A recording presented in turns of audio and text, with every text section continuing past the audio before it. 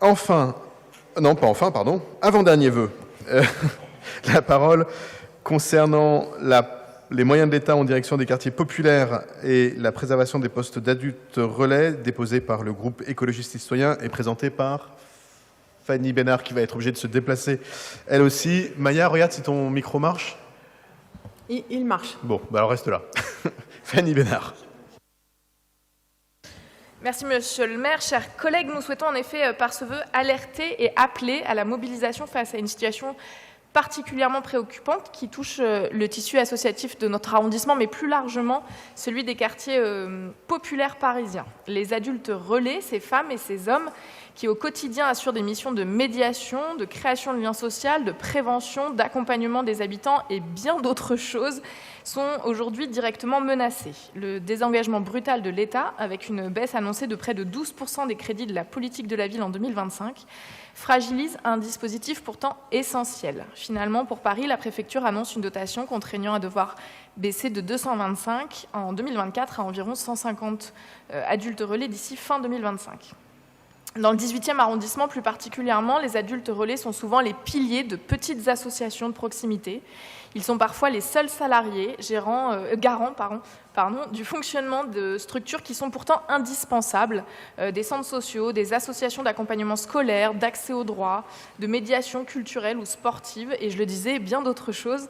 Leur disparition entraînerait une perte immédiate de liens sociaux et l'arrêt de nombreux projets locaux au détriment des habitantes et des habitants qui souvent comptent sur eux. Nous le savons, les besoins dans les quartiers populaires de notre arrondissement sont importants et reconnus. La ville de Paris l'a réaffirmé dans le pacte parisien pour les quartiers populaires. Il faut faire plus, faire mieux et faire ensemble. Mais cet engagement ne pourrait porter ses fruits si l'État continue de se retirer, laissant la responsabilité et la charge financière peser sur les collectivités et sur les associations elles-mêmes. Il semble donc important de rappeler que ces adultes relais incarnent aussi celles et ceux qui sont par leur proximité et leur connaissance du terrain, ceux qui redonnent confiance, recréent du dialogue, permettent à nos concitoyens de se sentir pleinement acteurs de leur quartier. Nous souhaitons donc que la préfecture et le gouvernement réévaluent leurs choix sur ce sujet et nous avons besoin de plus de moyens, pas moins, pour répondre aux défis de nos quartiers et soutenir celles et ceux qui s'engagent localement, en accord avec le contrat de ville et ses objectifs discutés ensemble entre la mairie de Paris, la préfecture et l'État. Nous demandons également une transparence complète sur les enveloppes budgétaires allouées et la garantie que les associations pourront continuer à s'appuyer sur les contrats adultes relais sans risque de rupture brutale. Notre arrondissement est riche de ces associations, de ses habitantes et de ses habitants engagés. Nous avons besoin que l'État soit un partenaire fiable à la hauteur de ses engagements. Je vous remercie donc de voter favorablement pour ce vœu. Merci beaucoup. La parole est à Maya Akari.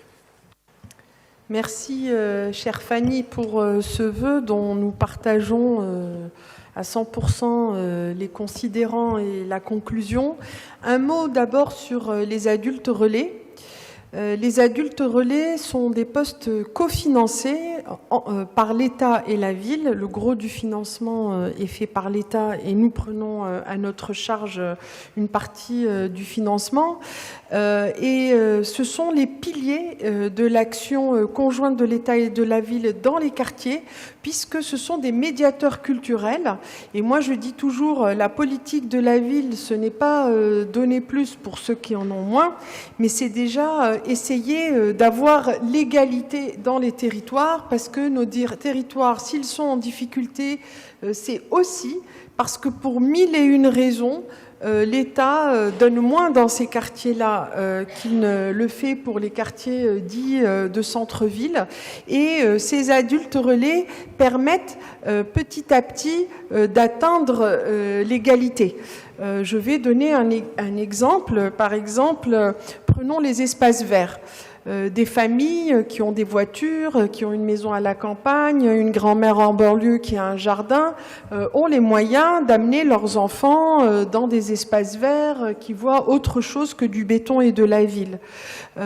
Certaines familles ont le loisir de payer une babysitter ou une grand-mère qui vient chercher à l'école pour emmener l'enfant au square à la sortie de l'école.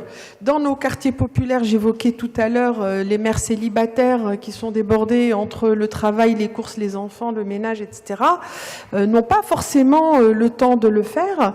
Et nos médiateurs, nos adultes relais auprès, par exemple, des associations qui interviennent dans nos jardins partagés, etc., font ce qu'on appelle, nous, de l'aller vers, c'est-à-dire créer du lien, tissent du lien avec les écoles, les associations, les familles, pour pouvoir amener les enfants dans ces squares, dans ces espaces verts, leur faire découvrir la nature et accéder à la verdure. Voilà. Et j'ai comme ça 1001 exemples du rôle des adultes relais. Alors souvent, on les perçoit comme des administratifs qui font tourner les associations. À la base, ce n'est pas leur rôle essentiel. C'est vrai qu'ils donnent des coups de main sur l'administratif. À la base, ils sont recrutés pour faire de la médiation sociale et pour aider les enfants, les familles, etc., à accéder à leurs droits. Je pense à l'association AFP 18, par exemple, où leur animatrice qui bénéficie d'un poste adulte relais et dont le poste est en danger, fait certes des animations quotidiennes, des sorties, des ateliers de danse et tout, mais fait aussi beaucoup d'accès aux droits, aide les familles à accéder à leurs droits. Donc ce sont des piliers de notre action, et réduire les postes d'adultes relais, c'est faire reculer les droits dans nos quartiers. Et c'est vraiment regrettable que l'État réduise ses financements, alors bien même que nous, la ville, nous les avons augmentés, puisque notre quote-part pour ces adultes relais, qui était de 4 700 € par adulte relais, est montée à 5 100 €, ce qui est considérable. Nous avons au contraire augmenté nos financements, et nous finançons 141 adultes relais sur Paris à hauteur de 709 011 €. Et moi, je dis comme ça ce que je pense. Je pense que l'État joue avec le feu.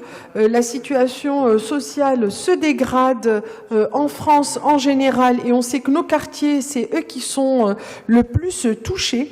Et supprimer ces piliers de l'action, de la politique de la ville, c'est mettre en danger ces quartiers. Et voilà, c'est une triste situation. Alors, il y a un courrier, monsieur le maire, je ne sais plus si le courrier est parti ou pas encore. Il y a un courrier des maires des quartiers populaires ainsi que de la maire de Paris qui doit partir là pour dénoncer ce fait auprès du préfet de région. Mais nous ne lâcherons pas l'affaire, et nous soutenons totalement ce vœu pour cette action essentielle des adultes relais dans nos quartiers populaires. Merci beaucoup, et je confirme que j'ai signé avec mes collègues maires d'arrondissement ce courrier qui a dû probablement partir en fin de semaine dernière. Est-ce qu'il y a d'autres demandes de prise de parole? Sinon, je vais mettre aux voix l'avant-dernier vœu. Qui est pour, qui est contre, qui s'abstient, qui ne participe pas au vote? Il est adopté.